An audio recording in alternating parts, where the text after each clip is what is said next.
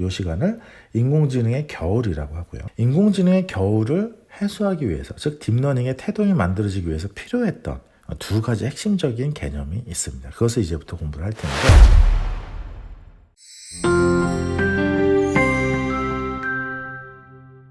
이번 시간에 딥러닝의 원리를 더 자세히 알아보기 위해서 어떻게 해서 딥러닝이 퍼셉트론을 지나 현재에 이르렀는지 하나씩 알아보시도록 하겠습니다.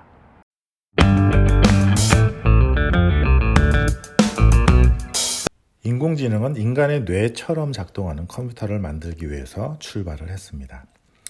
인간의 뇌는 이렇게 생긴 뉴런이 약 1000억 개 정도 모여서 작동을 하는데, 요쪽 끝에 이제 자극을 받게 되면 어떤 화학 물질이 나와서 전위가 변하고요. 그 전위의 차가 어떤 인계값을 넘으면 그 신호를 다음으로 전달하고 아니면 전달하지 않습니다. 이런 뉴런들이 복잡하게 연결이 돼서 자신의 역할을 수행한 결과가 우리의 생각입니다. 그러면 이런 뉴런과 비슷한 메커니즘을 사용하면 인공적으로 생각하는 그 무언가를 만들 수 있지 않을까? 이런 가정에서 출발한 연구가 바로 인공신경망 연구입니다. 줄여서 신경망이라고도 하고요. 이 맨 처음 시작은 맥컬럭하고 월터 피츠라는 사람이 낸 논문.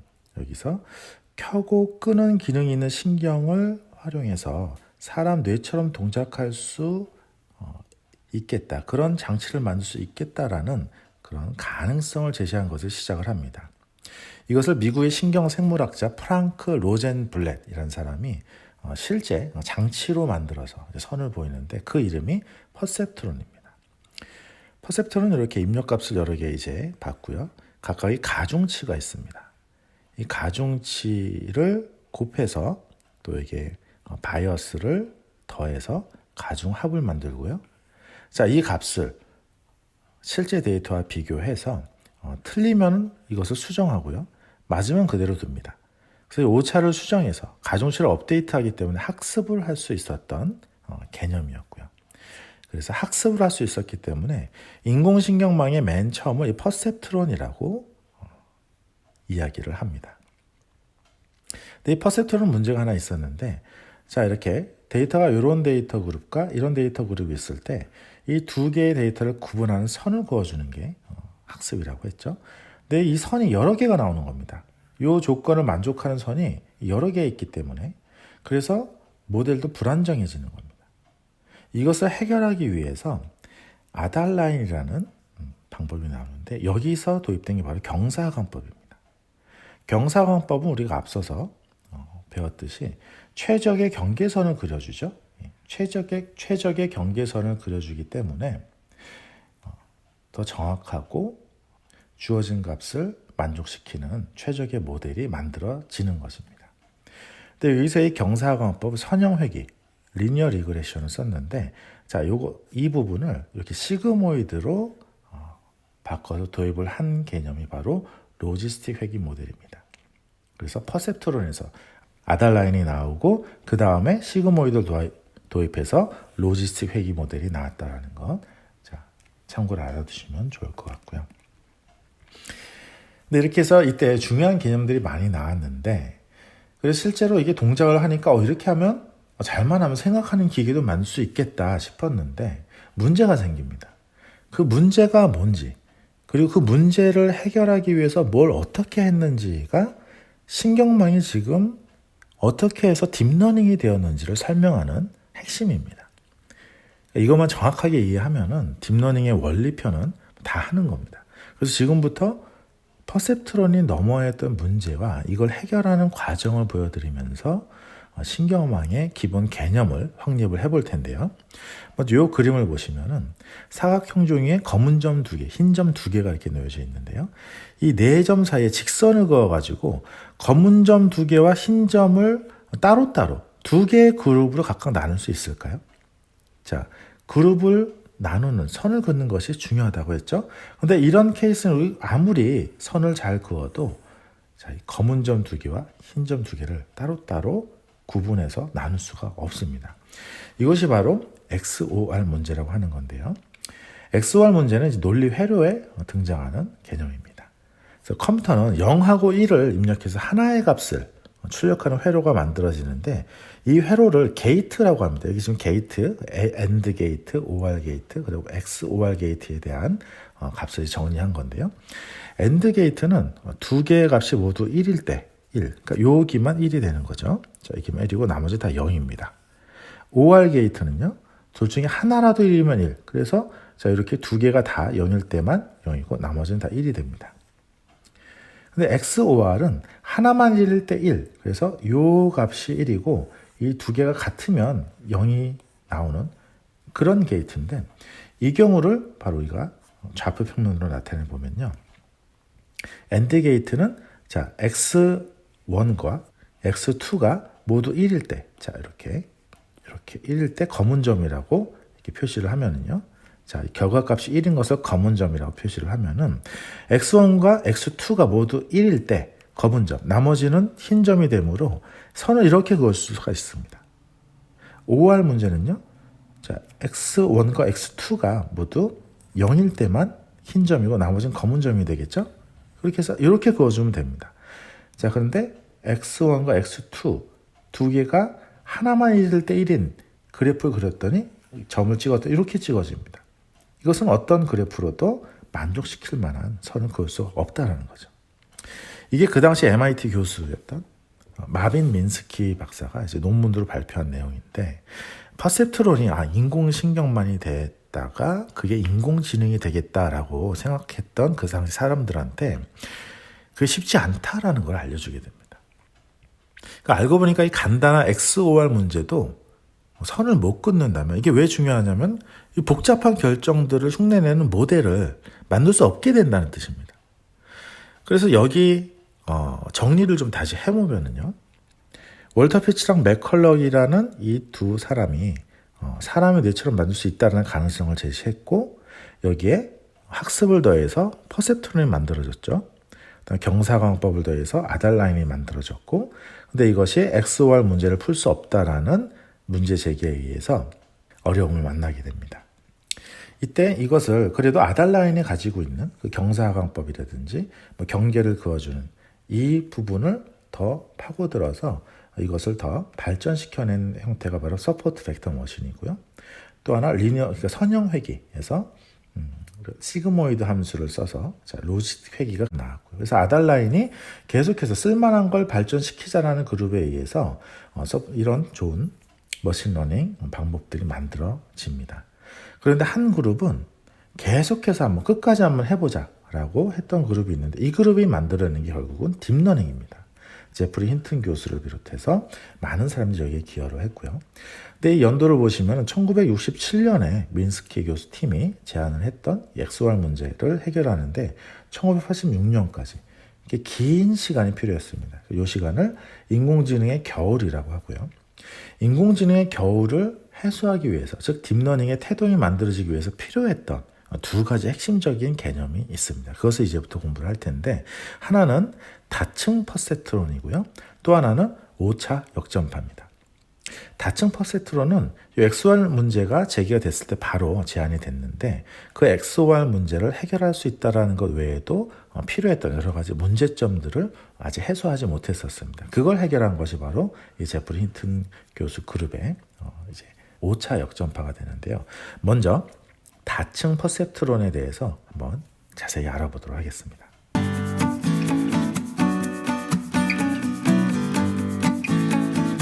자, 앞서 소개해드린 문제를 다시 한번 가져왔습니다. 이 검은 점하고 흰 점을 선 하나로는 구분할 수 없다라는 문제였는데 인공지능을 위해서는 이걸 반드시 해결해야 했습니다. 그래서 결국 해결을 하게 되죠. 근데 언뜻 봐서는 답이 없어 보이지만 해결의 실마리는 어디서 찾게 되냐면요. 자, 제가 먼저 어릴 적에 제가 들었던 문제 하나를 가져와 볼게요. 여기 성냥개피 6개로 정삼각형 4개를 만들 수 있는가라는 문제였습니다. 아무리 배치를 해도 정삼각형 4개를 만들 수는 없습니다. 근데 2차원 평면에서만 해결하려는 이 고정관념을 깨버리면 해결이 됩니다.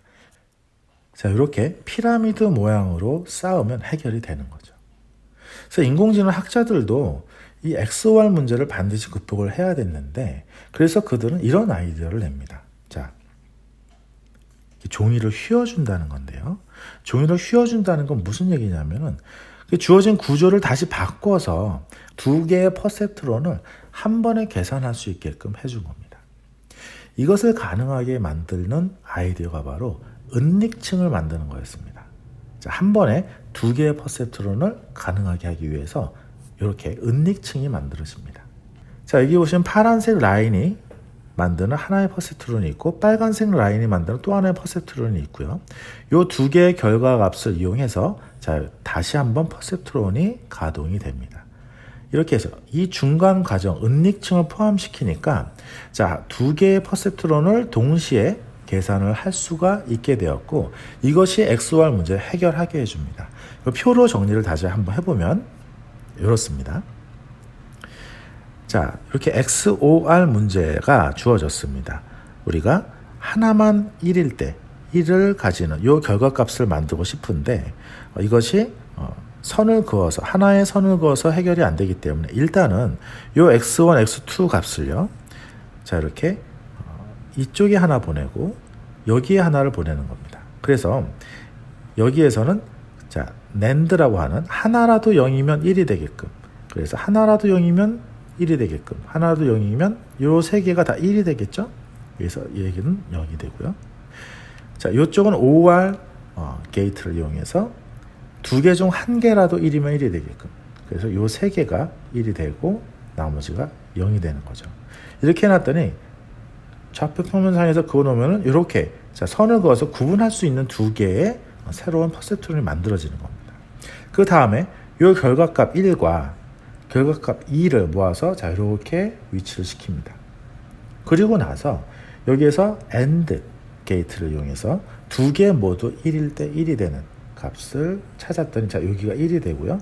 나머지는 0이 돼서 자, 여기도 마찬가지로 AND 연산을 통해서 퍼셉트론으로 해결이 가능한 것을 이용을 했는데도 우리가 원하는 0, 1, 1, 0이라는 값이 나오게 되었다는 겁니다.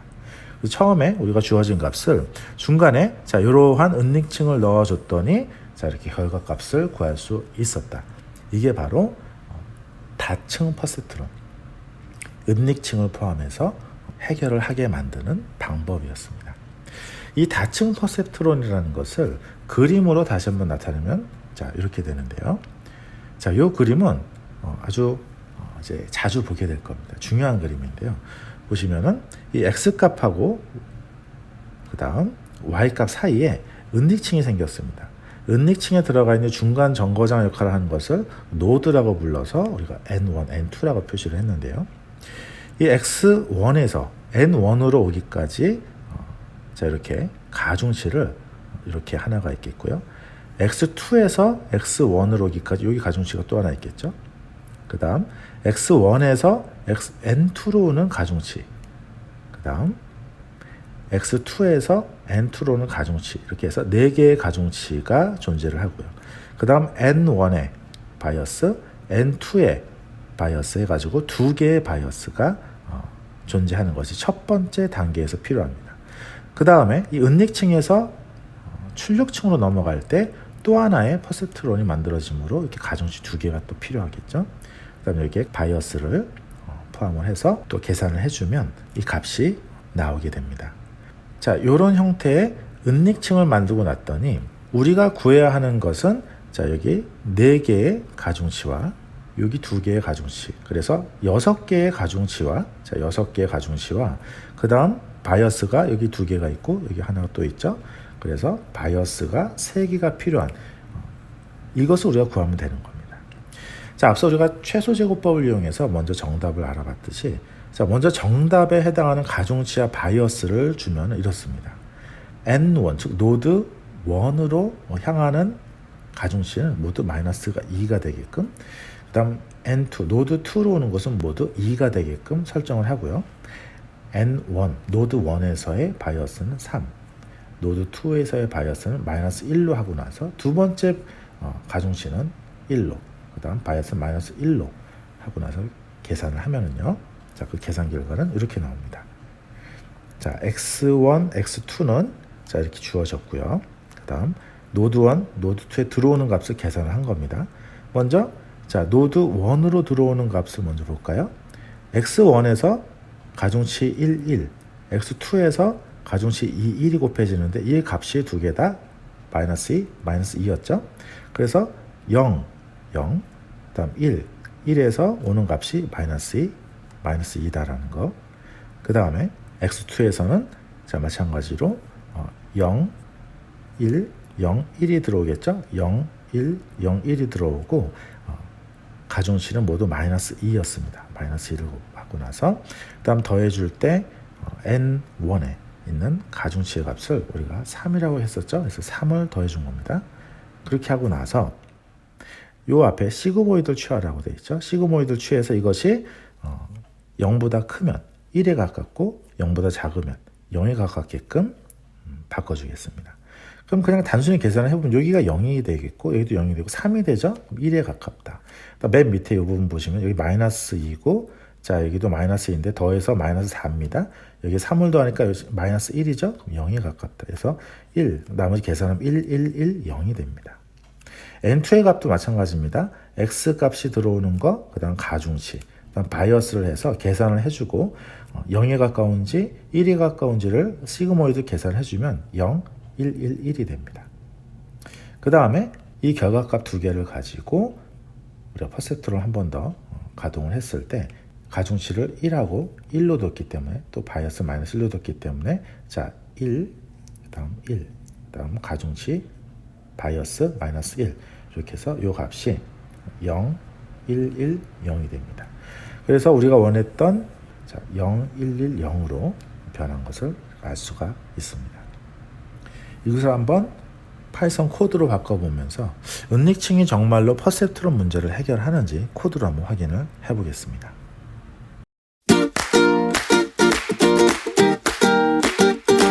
자, 먼저 소스 코드가 저장되어 있는 github.com 태호조 딥러닝으로 다시 한번 이동을 하시고요. 하단에 보시면 자, 구글 콜앱 실행하기 이번엔 8장 다층 퍼셉트론 편을 실행을 해보시겠습니다. 그러면 전과 마찬가지로 자 먼저 내 드라이브에 저장을 해놓고 시작을 하겠습니다. 드라이브에 4번 저장을 해서 새 탭이 열리면 이제 실행할 준비가 되었습니다. 먼저 numpy 라이브러리를 불러와서요. 가중치랑 바이어스를 저장을 해주는데 이렇게 가중치를 w11, w12 값을 마이너스 2로 그 다음 출력층에 있었던 가중치 W2를 1로 저장을 했습니다. 그리고 바이어스 값을 3, 마이너스 1로 조금 전 주어진 값과 똑같이 정해놓고요. 다음 퍼셉트론 함수식을 정해야 되는데 여기선 퍼셉트론이 다 해서 3개가 사용이 되겠죠. 은닉층에 2개 그리고 마지막 그 결과를 합해서 또 하나 이렇게 3개가 사용되는데 각각 퍼셉트론은 가중치를 주어진 값과 곱하고 지금 주어진 값이 x1, x2니까 각각 가중치를 곱해서 더한 다음 여기에 바이어스를 더한 값이 되는 겁니다. 그럼 이렇게 되겠죠. 가중치와 x값을 곱하고 그 다음 이 값을 더한 다음에 가중치를 더해주는 퍼셉트론의 함수식입니다. 그리고 나서 이 값이 0보다 작으면 0으로 0보다 크면 1로 출력하게끔 하겠습니다. 여기에 시그모이드 함수를 써서 아까 표에서 보신 것처럼 1에 가까운 값이나 0에 가까운 값으로 출력하게끔 해도 되는데요. 지금은 은닉층이 있으면 XOR 문제가 해결되는지를 알아보는 중이니까 코드를 단순하게 해서 이렇게 만들었습니다.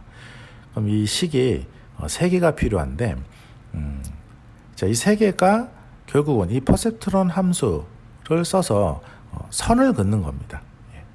그 선을 긋는 3개의 함수를 아까 설명을 할 때 이름 그대로 NAND, OR, AND라는 이름으로 NAND, OR, AND라는 이름의 이 게이트 이름으로 이렇게 함수를 만들고요.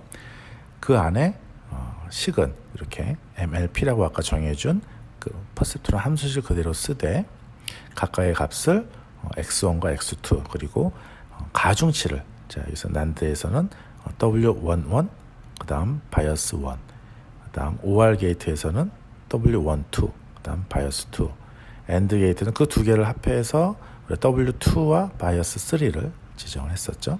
이렇게 정해주고요. 그 다음 이 중요한 게 XOR 게이트인데 먼저 은닉층에 해당하는 난드랑 OR 함수 값을 그대로 이용해서 이 두 개의 식을 합해서 AND라는 연산을 하게 하면 되겠죠. 자, 이런 식으로 해서 XOR 게이트 연산을 만들어 줍니다. 그럼 그 다음에 X1과 X2 값을 하나씩 차례로 넣어주면 됩니다.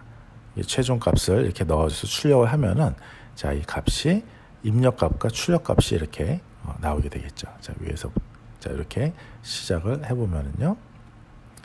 입력값, 출력값이 00, 10, 01, 00일 때 출력값이 0110으로 우리가 원하는 값으로 나오는 것을 알 수가 있습니다.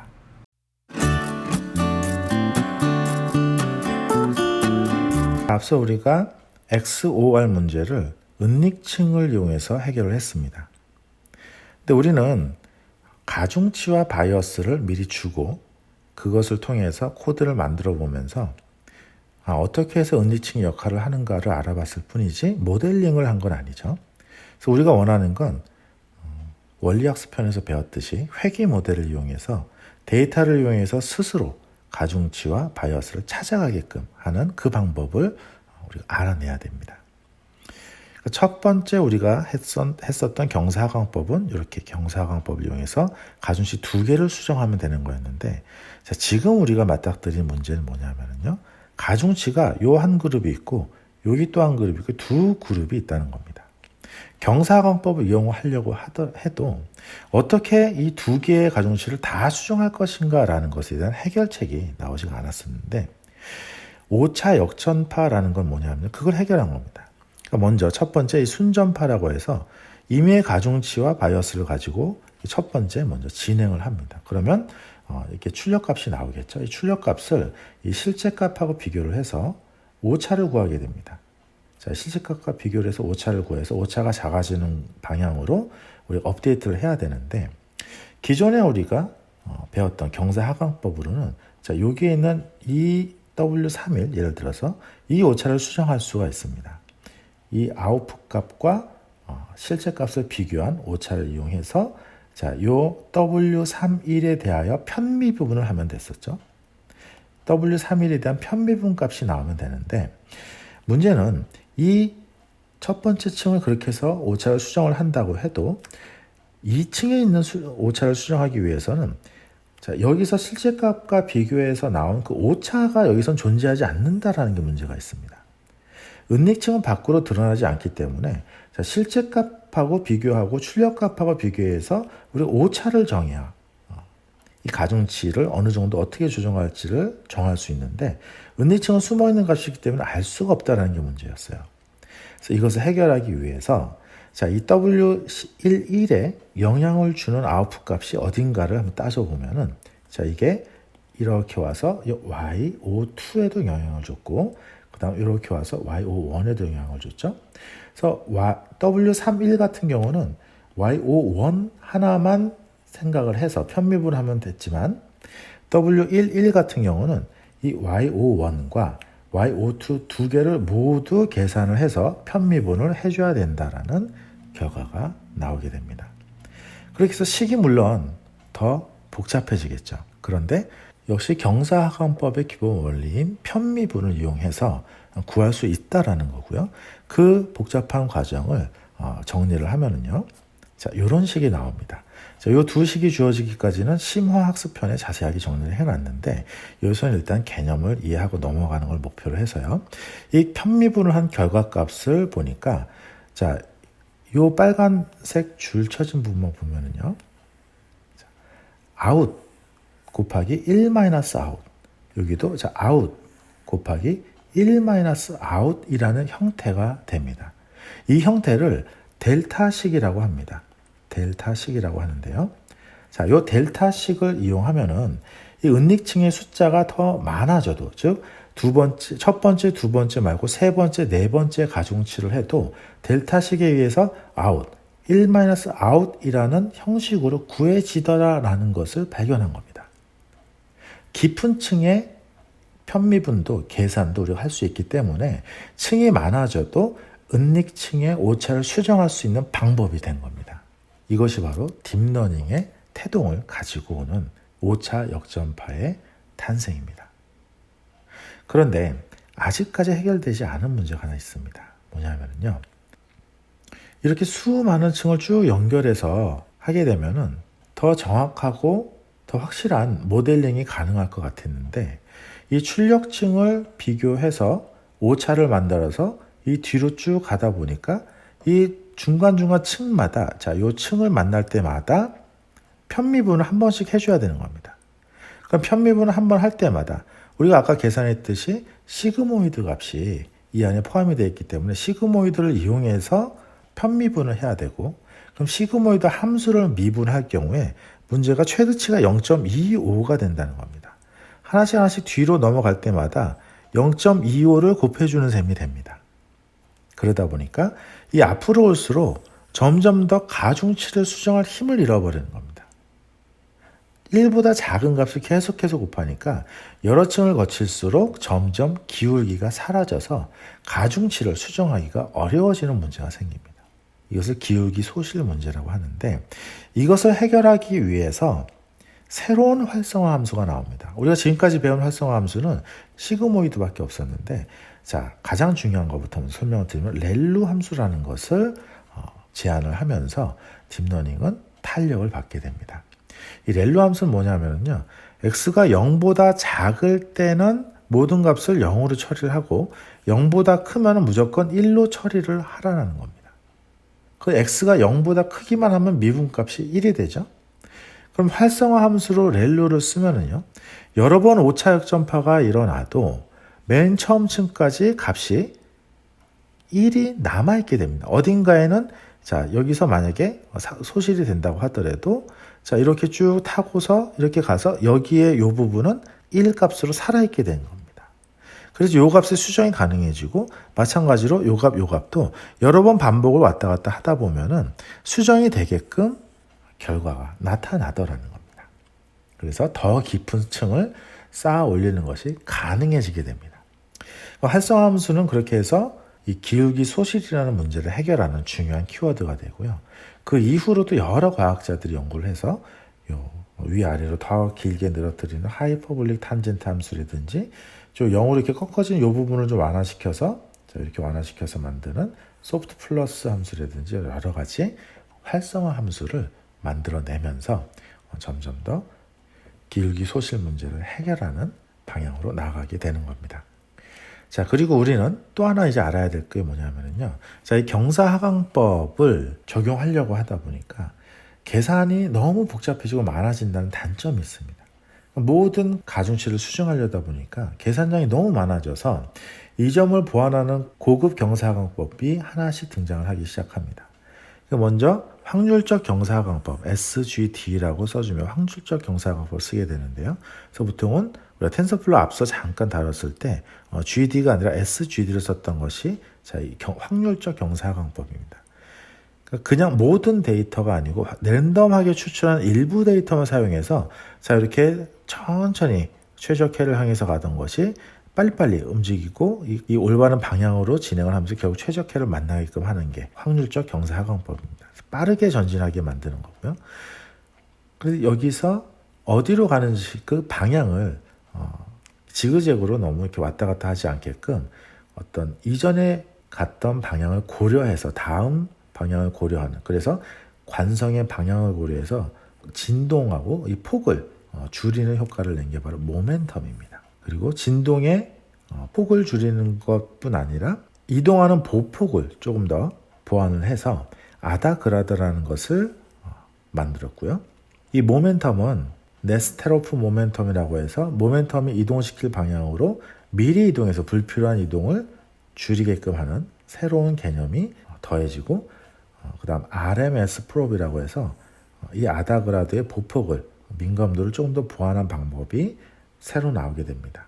결국 이 모멘텀하고 이 RMS 프롭이라는 두 개의 방법을 합쳐서 아담이라는 방법을 사용하게 되는데, 이 아담이 현재로서 가장 많이 사용되는 또 안정적인 경사하강법이라고 할 수가 있습니다.